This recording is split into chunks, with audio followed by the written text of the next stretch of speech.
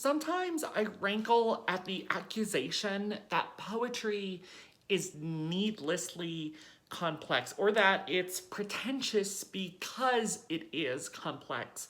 But I do think that some poets use complexity or obfuscation to kind of hide from the truth.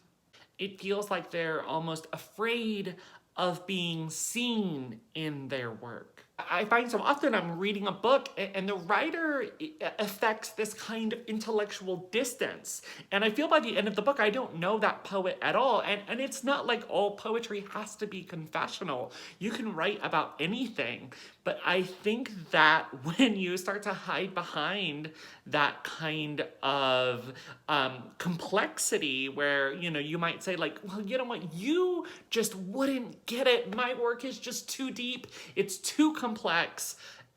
I think that comes from fear.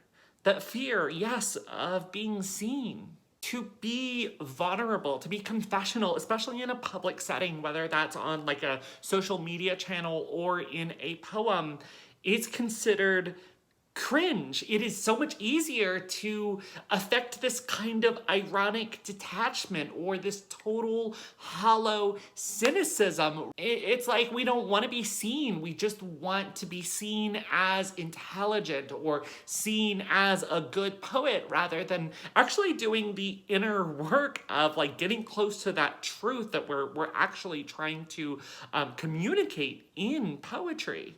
So sometimes in poetry, I feel like I'm trying more and more to say plainly what I want to say. Even if that, becomes kind of sentimental or maudlin or mushy. Let me not harden myself, either as a person or a poet. And if that means I'm corny, that's fine. If that means I'm sappy, that's fine. But most of all, I want to be glaringly human.